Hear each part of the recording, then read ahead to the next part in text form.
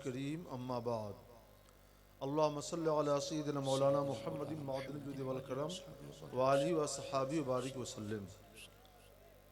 یہ توہم پرستی ہے کہ جس گھر میں کسی بچے کی ولادت ہو یا جس گھر میں کسی کا انتقال ہو جائے تو لوگ اس گھر میں نہیں جاتے۔ اسلام اس طرح کے وہم پرستی کی اجازت نہیں دیتا۔ اسلام میں جن کے گھر کسی کی وفات ہو جائے ان کے ہاں جانا، تعزیت کرنا، میت کے لیے بخشش و مغفرت کی دعا کرنا اور میت کے پسماندگان کے لیے صبر جمیل و اجر جزیل کی دعا کرنا، یہ سنت رسول اللہ صلی اللہ علیہ وسلم ہے۔ ظاہر سی بات ہے کہ یہ اسی وقت ہو سکتا ہے جب میت کے گھر جانے کی اجازت ہو،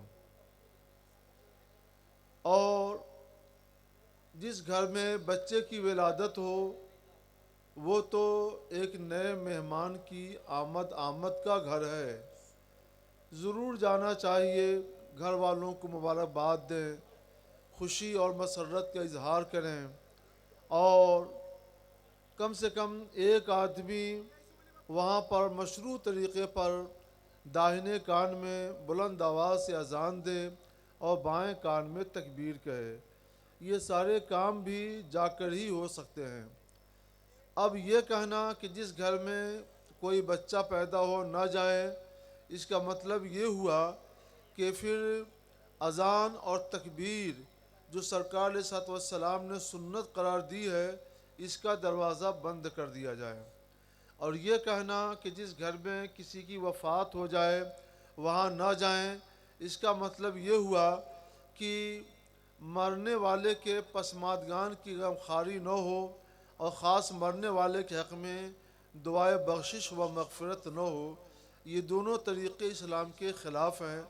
کسی نے نہایت نادانی میں یا پھر اسلام کی یہ سنت جمیلہ روکنے کے لیے اس طرح کی وہم پرستی مسلمانوں کے اندر پھیلائی ہے۔ مسلمان ہرگز ایسی باتوں پر توجہ نہ کریں اور سنت رسول اللہ پر عمل پیرا ہوں۔ میت کے گھر جائیں، دعائے بخشش و مغفرت کریں، ایصال ثواب کریں اور پسماندگان کے لیے صبر جمیل و اجر جزیل کی دعا کریں۔ جس کے گھر پیدائش ہوئی وہاں جائیں، مبارکباد دیں، دین کے مسئلے بتائیں کہ 7ویں دن اس کا عقیقہ کر لیا جائے، اور ساتھ ہی ساتھ بچے کے ایک کان میں اذان اور دوسرے کان میں تکبیر کہی جائے تاکہ سنت رسول اللہ برقرار رہے اور زندہ رہے۔ حضور، ایک سوال یہ ہے کہ عشر کیا ہے، اس کا ثواب اور عشر نکالنے کا طریقہ کیا ہوگا؟ عشر یہ ایک خاص قسم کی زکوٰۃ ہے۔ مال تجارت میں اللہ تعالیٰ نے فقیروں اور محتاجوں کا جو حق مقرر کیا ہے، اس حق کو زکوٰۃ کہا جاتا ہے۔ اور اسی طرح سونے میں اور چاندی میں اور سائمہ میں اللہ تعالیٰ نے فقراء اور محتاجوں کا جو حق مقرر کیا ہے اس کو بھی زکوٰۃ کہا جاتا ہے۔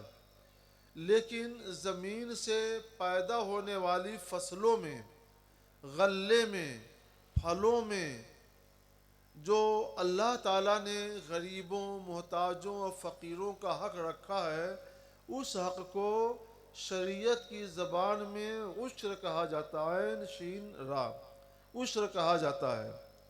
تو زکوٰۃ یہ بھی ہے اور زکوٰۃ وہ بھی ہے، صرف نام کا فرق ہے۔ جو فضیلت زکوٰۃ کی ہے وہی فضیلت عشر کی بھی ہے، اور جن لوگوں کو زکوٰۃ دینا جائز ہے انہی لوگوں کو عشر دینا بھی جائز ہے۔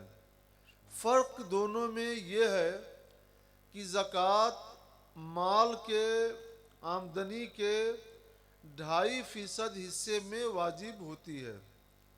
جو اپنا پورا مال زکوٰۃ ہے اس پورے مال میں 2.5% زکوٰۃ واجب ہوتی ہے، یعنی 100 روپے میں 2.5 روپے، اور 40 روپے میں 1 روپے، 80 روپے میں 2 روپے، 100 روپے میں 2.5 روپے، 40,000 میں 1,000، 40 لاکھ میں 1 لاکھ، 40 کروڑ میں 1 کروڑ، یہ 2.5% ہے زکوٰۃ۔ عشر کے معنی آتے ہیں 1/10، یا ایک ہے لفظ نصف عشر، اس کا مطلب ہوتا ہے 1/20، 10 حصے میں سے 1 حصہ دیا جائے اس کو عشر کہا جاتا ہے، اور 20 حصے میں سے 1 حصہ دیا جائے اس کو نصف عشر کہا جاتا ہے۔ عشر یہ بھی ہے اور وہ بھی ہے۔ زمین سے جو غلہ یا پھل وغیرہ تیار ہوتا ہے، اس میں شریعت نے یہ لازم کیا ہے کہ پوری پیداوار کا 10واں حصہ دیا جائے یا 20واں حصہ۔ اگر کھیتی کی آبپاشی سینچائی آپ نے اپنی محنت اور مزدوری سے کی ہے، یا لوگوں کو پیسے دے کر مزدوری دے کر سینچائی کرائی ہے، اور اس سے فصل یا غلہ یا پھل تیار ہوا، تو اس میں نصف عشر ہے کہ پیداوار کے 20 حصوں میں سے 1 حصہ۔ اور اگر آسمان کے پانی سے سینچائی ہوئی ہے زیادہ تر، تو اس میں عشر ہے، یعنی 10 حصے میں سے 1 حصہ، 10 من میں 1 من، 10 کلو میں 1 کلو، 10 کنٹل میں 1 کنٹل، 10 ٹن میں 1 ٹن۔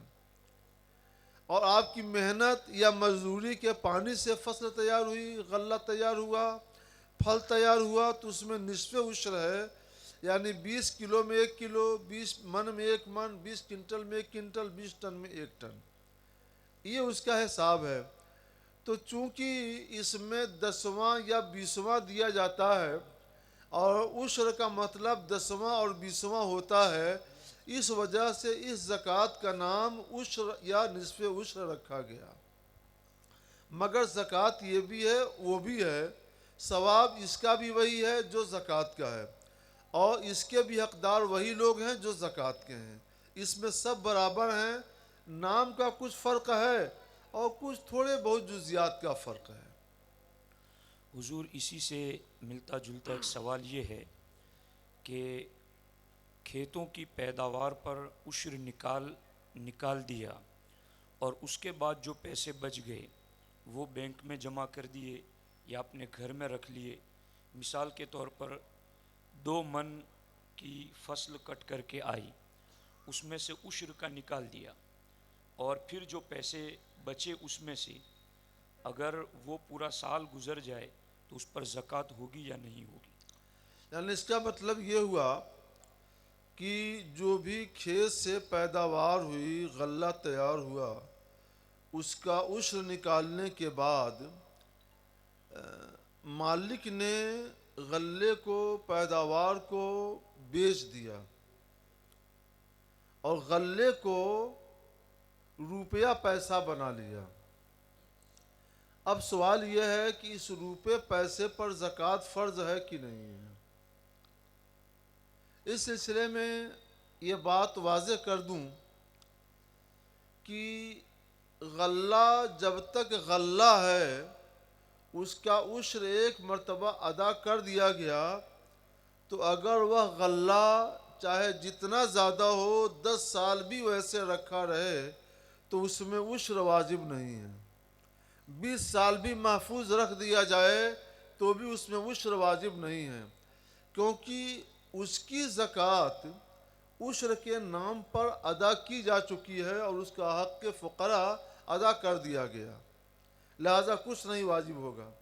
لیکن اگر اس فصل کو بیچ کر، غلے یا پھل یا پیداوار کو بیچ کر اس کو روپے اور پیسے بنا دیے گئے، اس کی شکل روپے اور پیسے کی دے دی گئی، تو اب وہ غلہ نہ رہا، یہ روپیہ اور پیسہ ہو گیا۔ اب اس میں روپے اور پیسے کا قانون جاری ہوگا۔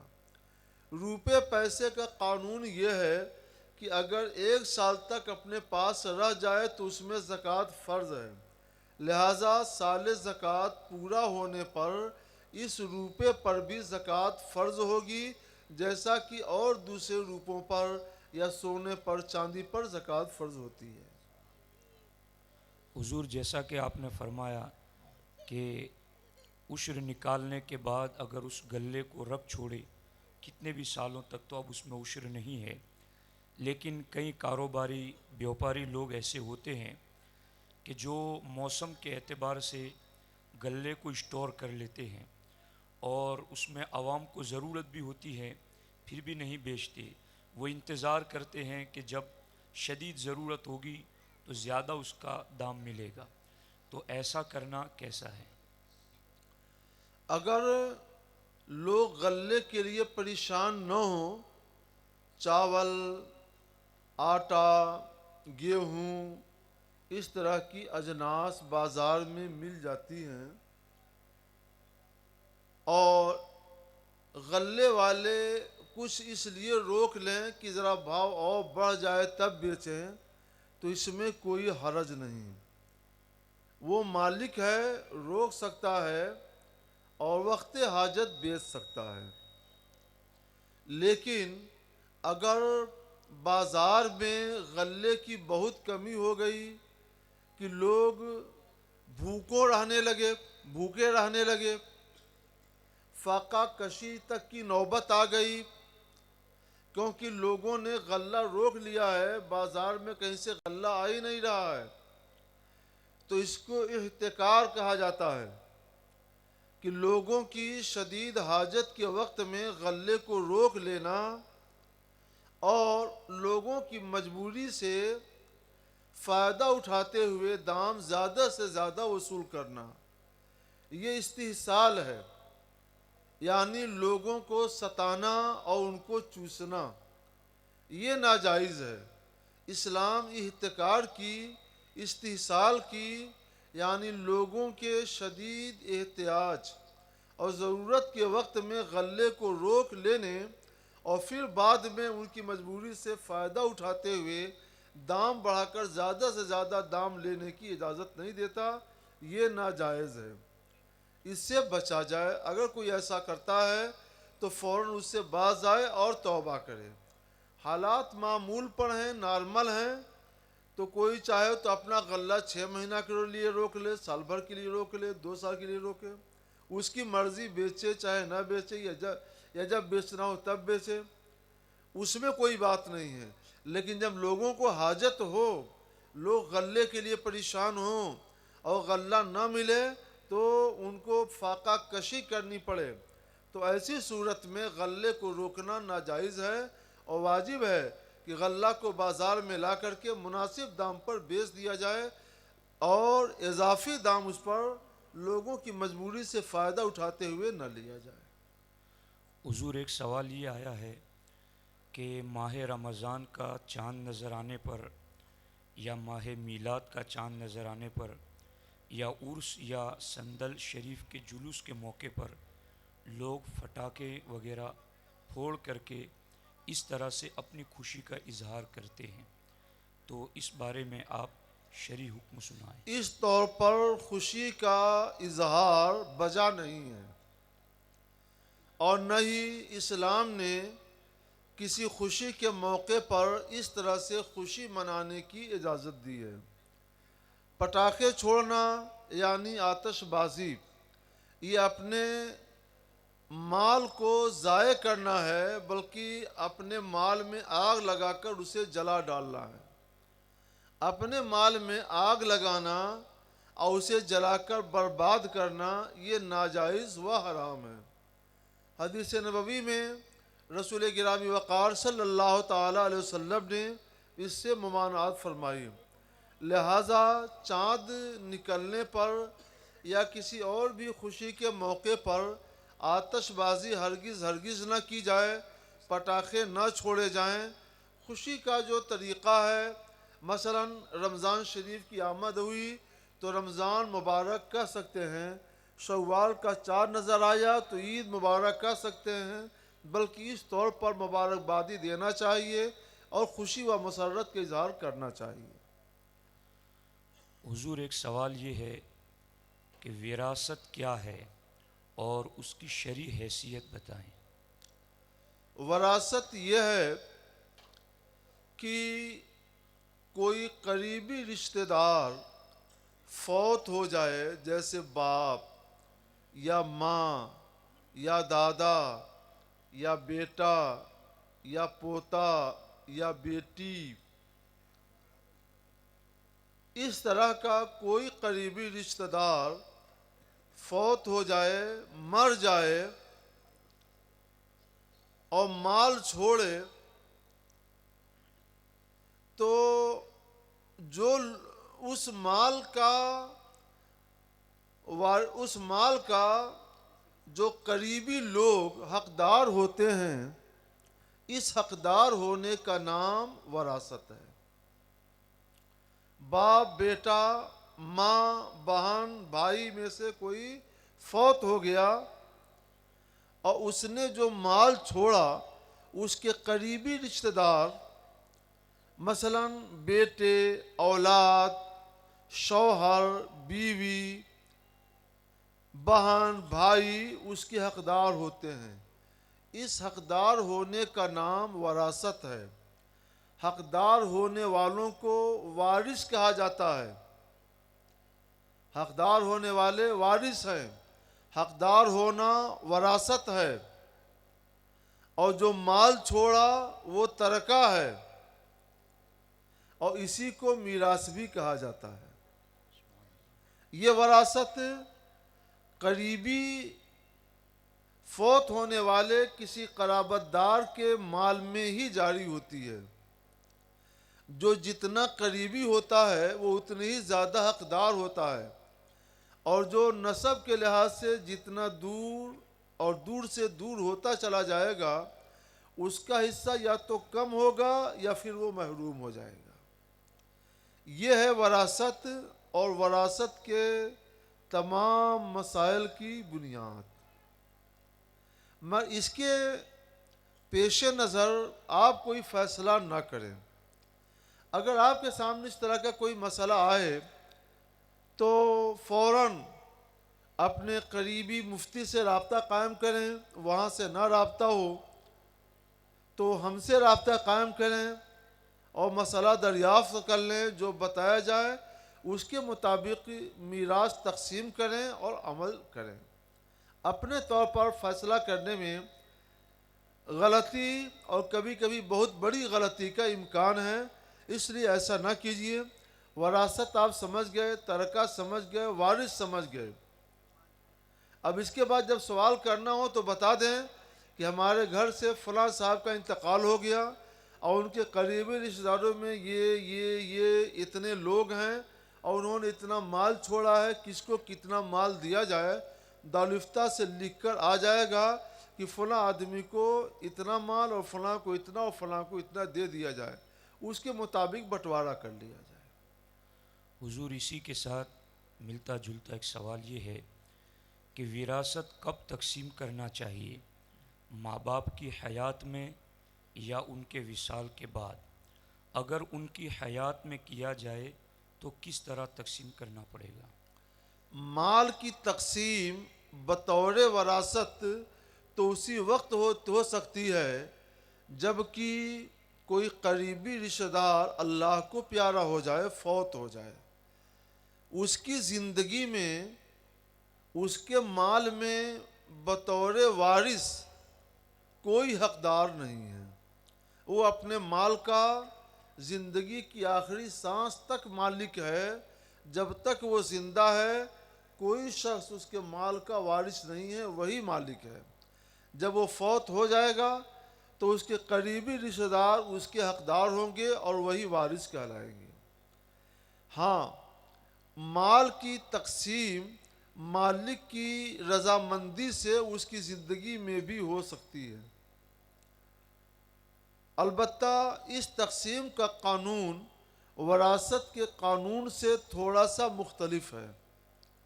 وراثت میں یہ ہے کہ مثلا باپ کا انتقال ہو گیا اور اس نے چھوڑا مثلا 2 لڑکیاں اور 1 لڑکا، تو قرآن پاک نے یہ ہدایت فرمائی ہے کہ لڑکے کو 2 لڑکیوں کے برابر حصہ دیا جائے اور لڑکی کو لڑکے کے حصے کے آدھا حصہ دیا جائے۔ للذکر مثل حظ الانثیین یوصیکم اللہ فی اولادکم للذکر مثل حظ الانثیین۔ اللہ تمہاری اولاد کے بارے میں تمہیں ہدایت دیتا ہے، تاکید کرتا ہے کہ مذکر کو، مرد کو، لڑکے کو 2 لڑکیوں کے برابر حصہ دیا جائے۔ تو اس طور پر یہ تقسیم کیسے ہوگی کہ فوت ہونے والے کا مال ضروری پیشگی حقوق کی ادائیگی کے بعد 4 حصوں میں تقسیم کیا جائے گا، 4 برابر حصوں میں۔ 4 برابر حصوں میں تقسیم کرنے کے بعد 1 حصہ 1 لڑکی کو، 1 حصہ 1 لڑکی کو اور 2 حصہ لڑکے کو دے دیا جائے۔ تو جتنا 1 لڑکی کو ملا اسی کا دونا لڑکے کو ملا، اور جتنا 1 لڑکے کو ملا اسی کا آدھا ہر لڑکی کو ملا۔ یہ ہے قرآن پاک کے مطابق وراثت کی تقسیم۔ لیکن زندگی میں اگر کوئی باپ اپنی اولاد میں اپنا مال تقسیم کرنا چاہتا ہے تو اس قانون میں تھوڑا سا فرق ہو جاتا ہے، وہ یہ کہ جتنا لڑکوں کو دے اتنا ہی لڑکیوں کو بھی دے، سب کو برابر برابر دے۔ سبحان اللہ۔ زندگی کا قانون یہ ہے کہ باپ نے بازار سے مٹھائی خریدی، مثلا لڈو خریدا بچوں کے لیے، لے کر آیا، تو اگر 1 لڈو 1 لڑکے کو دیتا ہے تو 1 لڈو لڑکی کو بھی دے، سبحان اللہ۔ اور لڑکے کو اگر 2 لڈو دیتا ہے تو لڑکی کو بھی 2 لڈو دے، سبحان اللہ۔ اور اگر 4 لڈو دیتا ہے لڑکے کو تو 4 لڈو لڑکیوں کو بھی دے۔ یہاں پہ لڑکیوں کو آدھا اور لڑکے کو دونا نہیں ملے گا، سبحان اللہ۔ ورنہ بچیوں کا دل شیشہ کی طرح سے نرم ہوتا ہے، وہ ٹوٹ جائے گا، سبحان اللہ۔ ان کا دل توڑا نہ جائے۔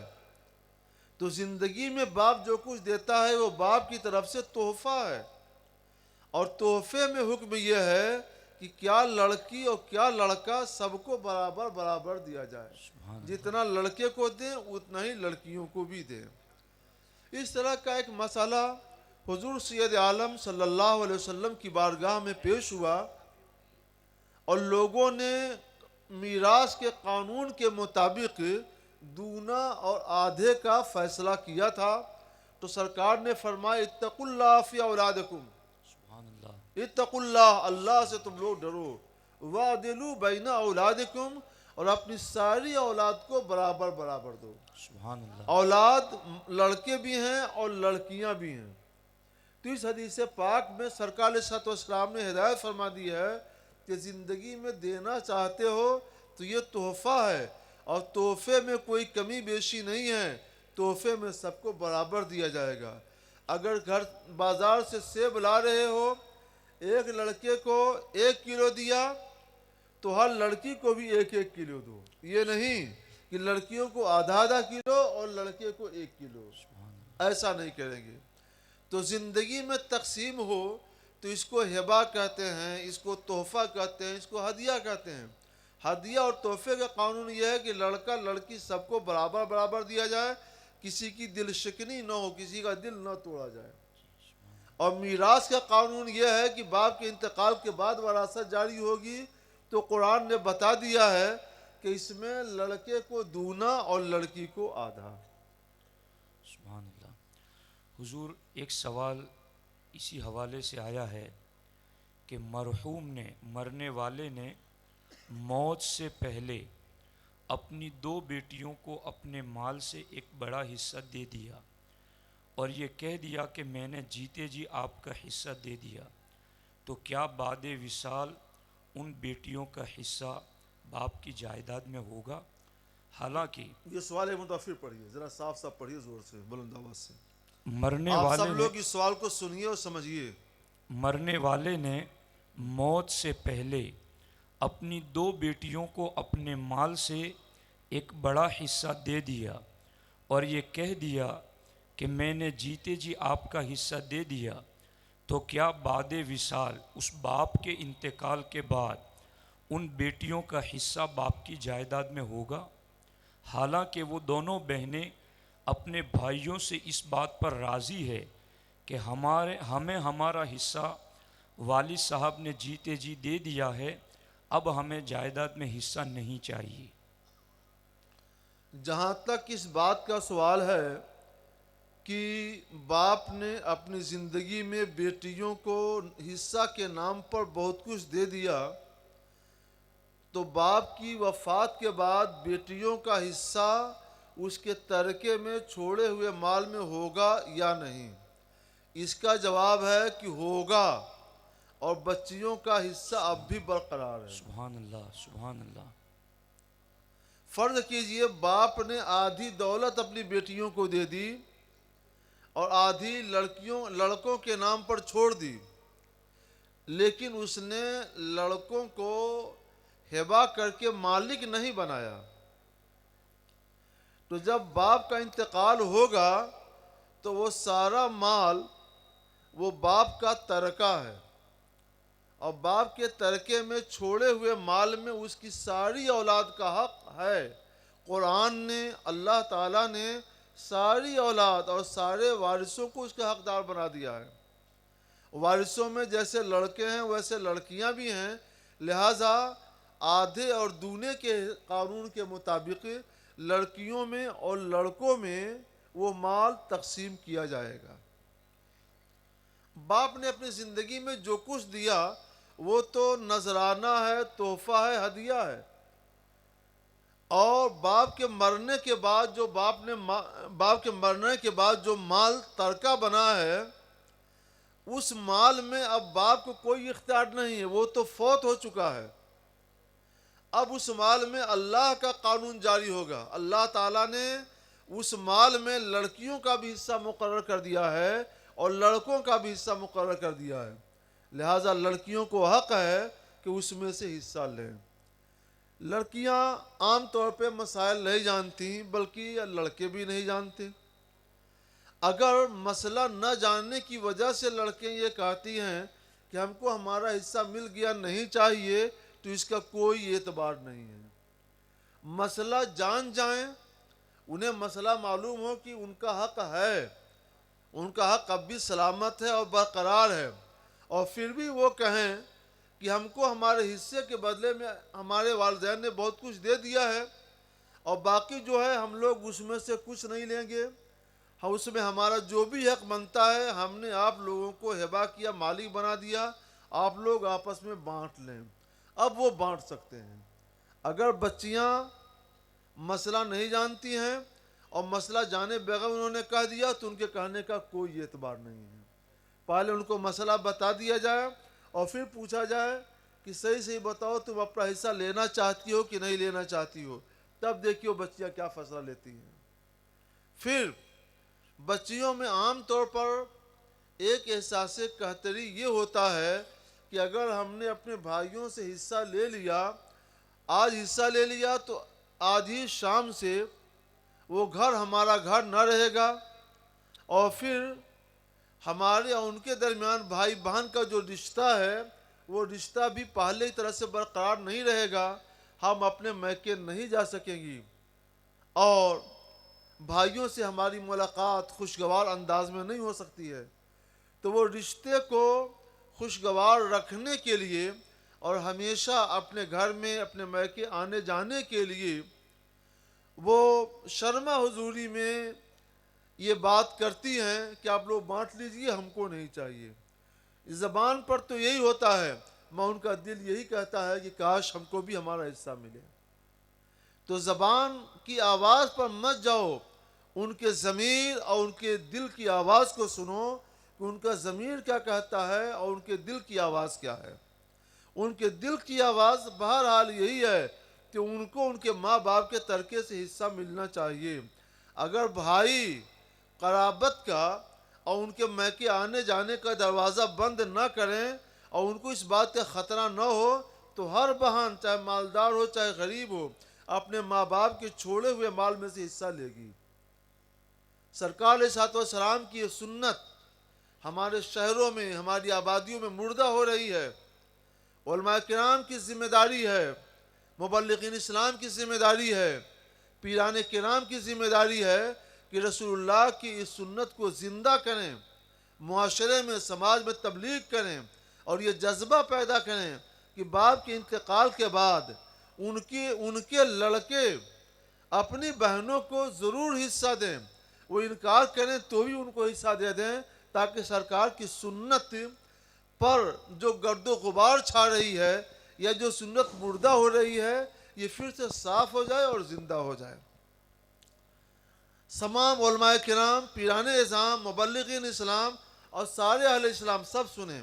سرکار صلی اللہ علیہ وسلم کی حدیث ہے، من تمسک بسنتی عند فساد امتی فلہ اجر میت شہید۔ سبحان اللہ، جس نے سبحان میری اللہ، سنت پر اس وقت عمل کیا جب امت میں فساد اور گڑبڑی پیدا ہو چکی ہو، سنت کے خلاف عمل جاری ہو چکا ہو، ایسے وقت میں کسی نے میری سنت کو مضبوطی سے تھاما تو اس کے لیے 100 شہیدوں کا ثواب ہے۔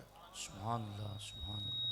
تو آپ لوگ بتائیں ہاتھ اٹھا کر کے کہ آپ لوگ 100 شہیدوں کا ثواب حاصل کرنا چاہتے ہیں؟ انشاءاللہ، سبحان اللہ، سبحان اللہ۔ سبحان اللہ۔ آپ نے کثیر علماء، مبلغین